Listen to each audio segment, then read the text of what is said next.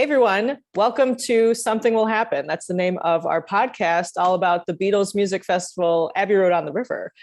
So this is one of our first episodes. So we thought we would talk to a musician who's been coming since one of the first Abbey Roads on the River. We'll find out about that in this interview coming up.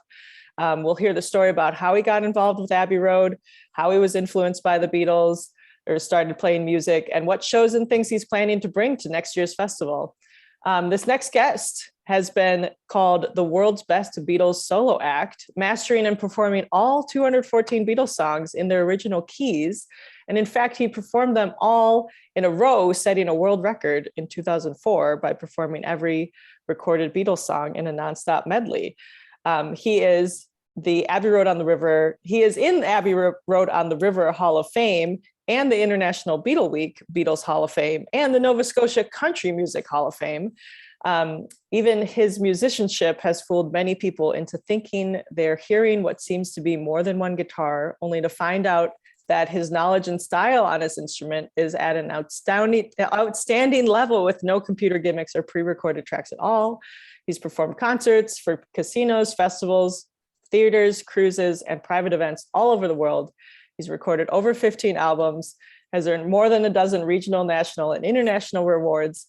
And he's so versatile that I heard he even built his own home with his bare hands. So I'm going to introduce to you our first guest, Mr. Hal Bruce. So Hal, if that wasn't an introduction that you were expecting. But say that again. I say that's the best one I ever had. Well, I took all this stuff from your website and stuff that we already knew, but I wanted to know, we'll get into the music discussion, but is it true that you built your house with your own two hands? Well, the short version of the story is I always wanted a log home, but I didn't know much about building one from scratch, from the trees, and then barking them all down and cutting them. So I went to a prefab log home place where they sell packages. And so it is a package. And I thought it was going to be a lot easier to build than it was, because there still is a lot of chinking and there's a lot of cutting and stuff like that. But the logs were already pre-made. But it took 7 months straight every day. When I wasn't on the road, my two friends, who are really, really good carpenters, they took charge. And then when I came back, I jumped in and got my hands wet, or feet wet, or whatever. Hands dirty, hands dirty, feet wet. There you go. That's awesome. I mean, that's incredible. So I just wanted to know how you've been since COVID and what maybe it was like having to miss 2 years of Abbey Road after coming for so many years. Yeah. Well, they're going to see a much older person next time I go there. No, you haven't aged a day. Yeah, right.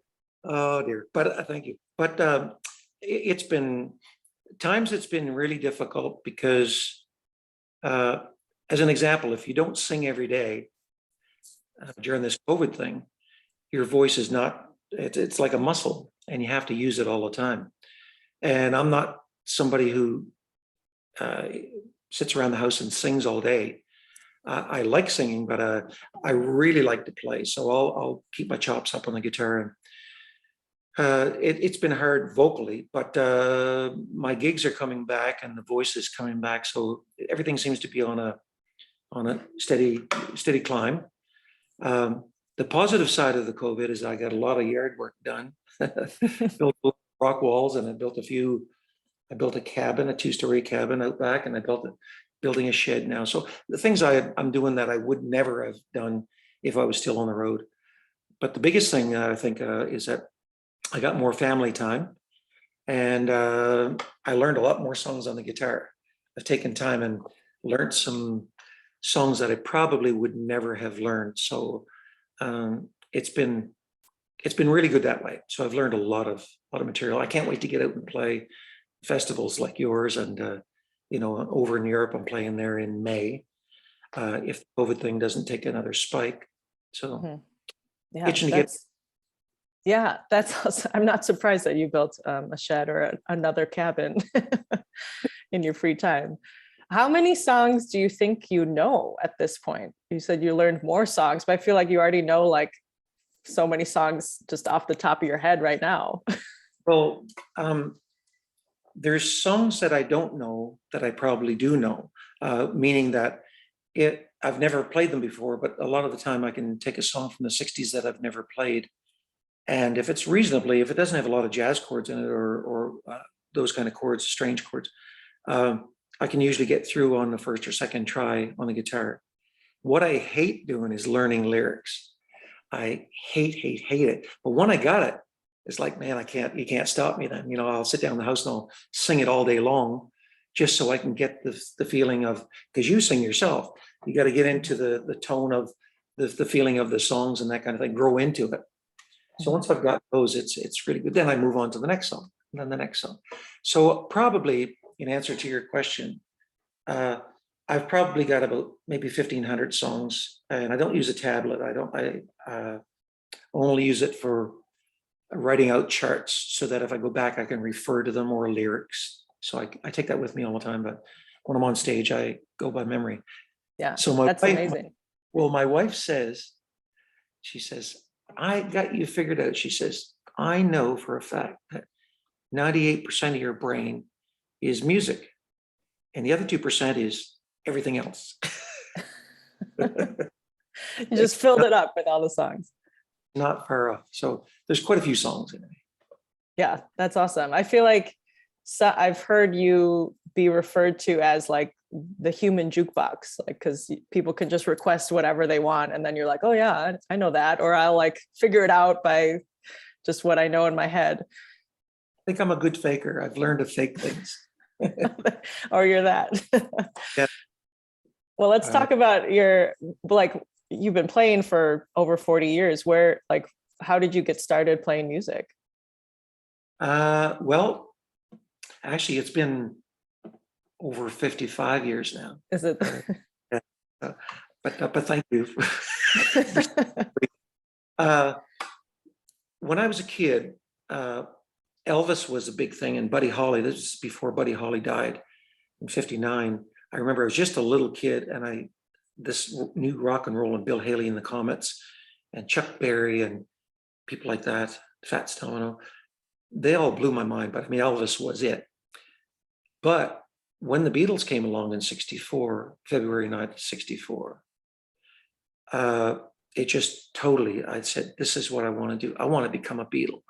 I think I was 11 years old, I think, when they came, 11 years old, barely 12, 11. And I thought, man, there's still time for me to kind of learn a bunch of songs, right? I only knew 2 chords. I didn't even know what a chord was. So like I say, when they came along, that was it for me. But just before that, I lived with my grandmother for 2 years because my parents split up. My mom ran off with her boyfriend, and so I lived with my grandmother in Prince Edward Island, the next province to us, for 2 years. She was really musical, so she played the upright piano, and she had long fingernails.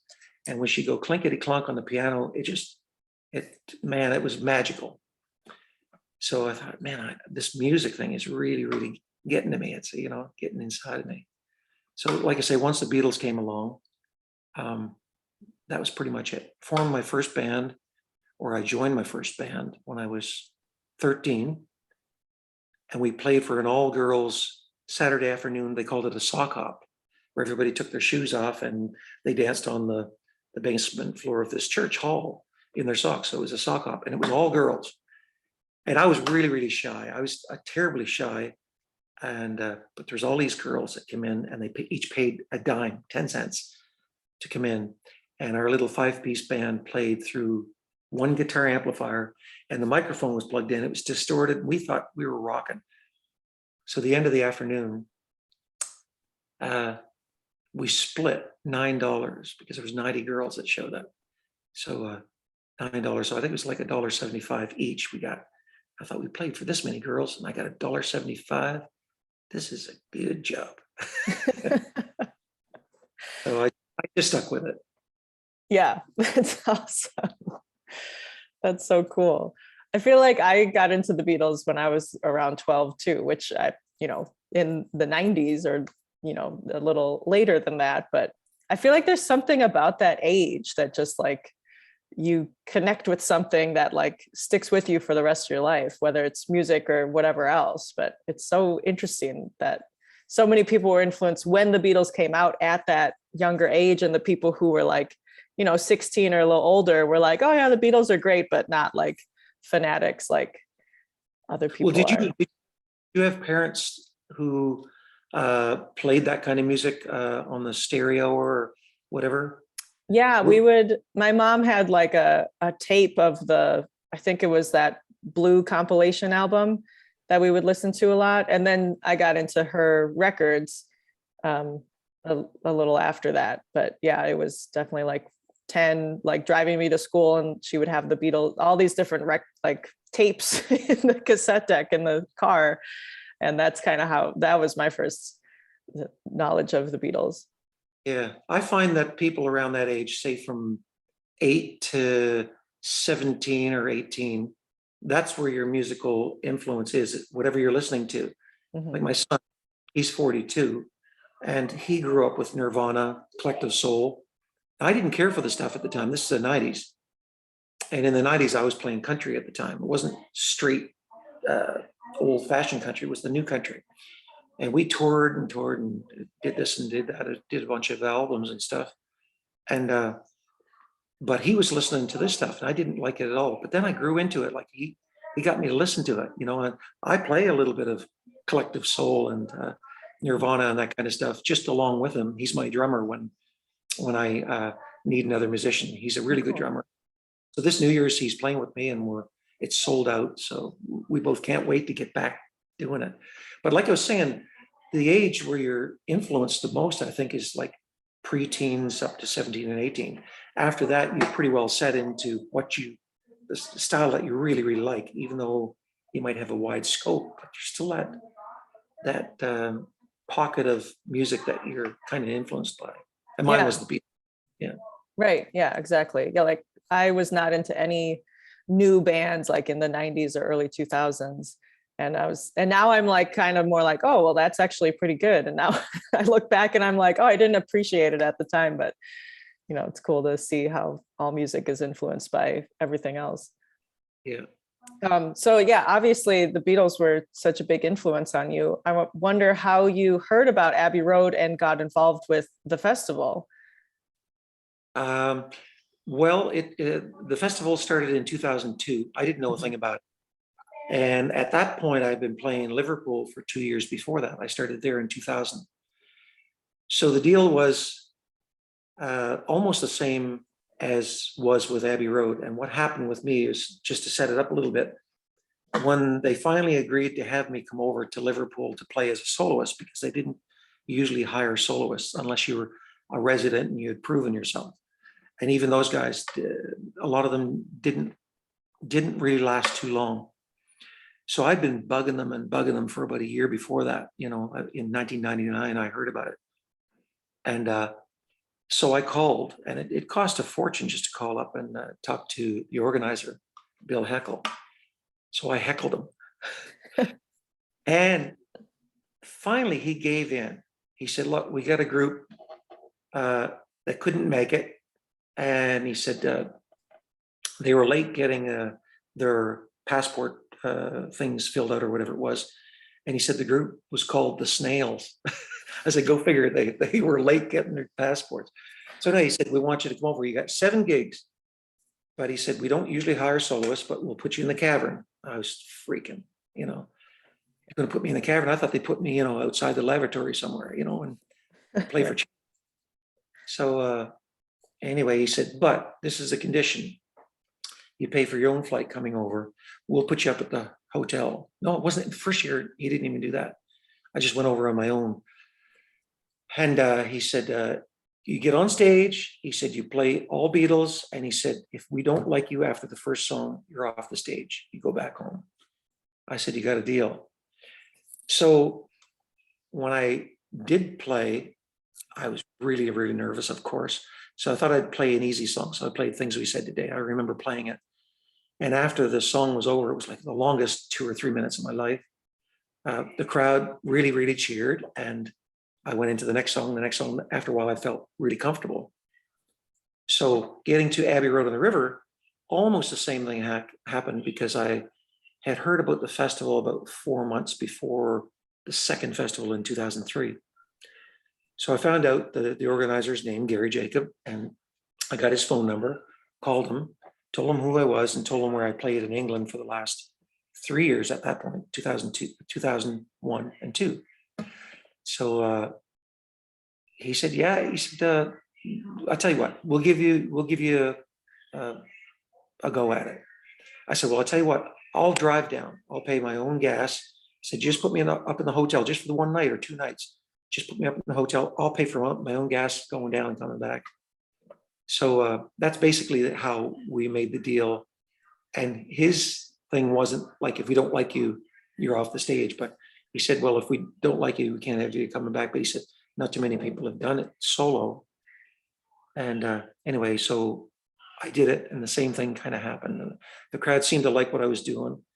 I did more of the acoustic style stuff, but then I broke into more of the electric stuff on the acoustic, Revolution on the acoustic and Helter Skelter on the acoustic, it's kind of, So yeah, I've been going almost every year since then. So I think this year coming up will be my 20th, not in a row, but I think 20th year there.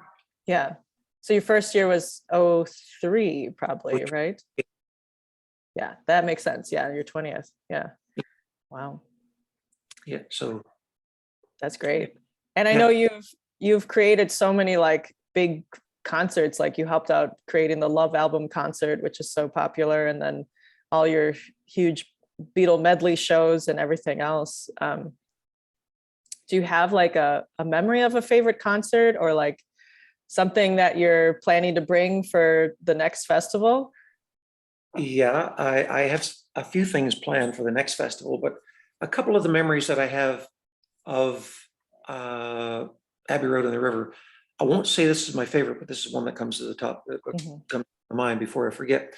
I had approached Gary one time to do an unscheduled show, because I had been playing with a classical guitarist, and me not being classical, I can play fingerstyle, I can play rock and roll, folk and country and that kind of stuff. But we put our styles together, it worked really well. Then there was a bass player from Germany, and I had my drummer from Canada and a bass player. And because we were doing other shows. And when I approached Gary, he said, well, I can't really advertise it. I said, I tell you what, if you allow me, I'll go through the crowd and tell them that we're playing at the Archibald Room in 2 hours. Well, it was full. And so that was one of the things that I really remember. And we decided to call ourselves Unrehearsed and Unscheduled. That was the name of the band. That's good. Yeah. But the big things that I remember was organizing and being director for the Love show back in, I think, 2007, I think was the first year. I stayed on it for about 2 years, and it found wings of its own. And I told Gary, I said, okay, guys, everybody's cool. You got a direction that you got it. You planted the seed, it took off, and I'm going to do my own thing, with respect, total respect. And it did find its own wings, and they even brought in people from, I think, Cirque du Soleil to help out. And they had expanded on the show. So when I took it over, there was 30 people that I had to, most of the people. And it was a hard job, but I really liked it. But I couldn't wait to get back to what I really like doing. I like playing on my own, and I like jamming with the boys and gals. And yeah, I really like doing that. I did a show called the Summer of Love Show. That was a big one for us. And I organized the band as well, put that together. I think it was in 08 and 08 and 09 or something like that. And we had a huge crowd for that. So there's shows like that I really, really like doing. Yeah. That I would think that would be 08, because that would have been like 40 years since Summer Love was 68, right? And I feel like we always do the anniversary years. 67. Yeah. 67. Okay. Yeah. We did it in 67 and 68. So I think I did the Love show and the Summer of Love thing, I think the same year. I'm sure it was really, really busy. I would think so. It's a hard job being a musical director. Well, yeah, it is. it has its perks, but yeah, I lost a few hairs. Yeah. So what are you planning to bring next year or in May? Well, I'm thinking, I've been trying this out with audiences around here, and I don't know if I do this on the main stage or not, but what I was going to do is do riffs of very famous songs from the 60s and 70s, not just Beatles, but it includes the Beatles. And the crowd gets to yell up as soon as I finish the riff, yell up the name of the song. I dive into the next song, boom, for an hour. It's going to be almost like a medley, but the crowd gets involved. And one of the ideas that I had was to have maybe 4 to 6 people, guys and gals, whatever, come up to the front, and they're the ones that get to yell up the song. So if I go, they would get to Day Tripper. Day Tripper, right? Or you just, Hard Day's Night. So stuff like that. But another thing I wanted to do is do a set that I would call it Beatles versus Stones, because I've got a pile of Stones songs that I could do. And then I would do, I do a Beatles song and a Stones song, not necessarily the same style because their styles were different, but something in the same, like an up-tempo song by the Beatles, and then an up-tempo song by the Stones. I do stuff like,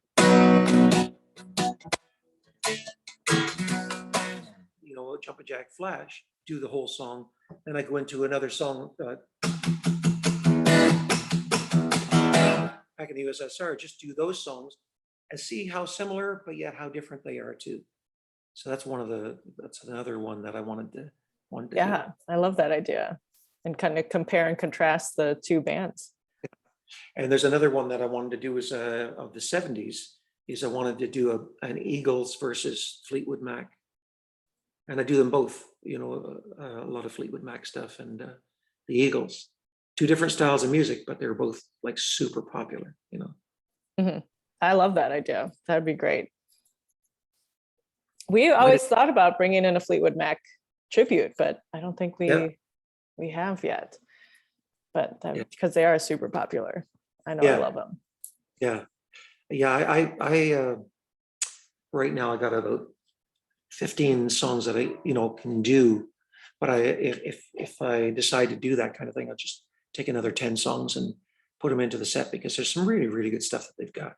Yeah, exactly. And we love to highlight not just the Beatles songs, which we love, but then also the 70s music and other bands that they may have influenced and just everyone loves. Yeah. Well, I find since 2003, when I started going there, where it was all Beatles, pretty much all Beatles, and it became Beatles and then the solo years. And now it seems to be growing where a lot of good music, as long as it's good music, it's accepted. So if it's in good taste, why not? Yeah. And the crowd likes it too. We all love Beatles. That's why we're there. My favorite group of all time. I just memorized every lick that they did, and still learning stuff. But there's so many other, really, really good bands like Fleetwood Mac and the Eagles, and even the gal bands, Linda Ronstadt and Joni Mitchell and all these people, they're just great, great stuff. Exactly. Yeah. I try to cover as much as I can. So. Yeah. And that's why we love to have you at the festival. I'm super excited that you're going to be back. We missed you after this year, 2021 and 2020 were both very odd years, so this would be great. Yeah, I really missed it, and I know Lynn did.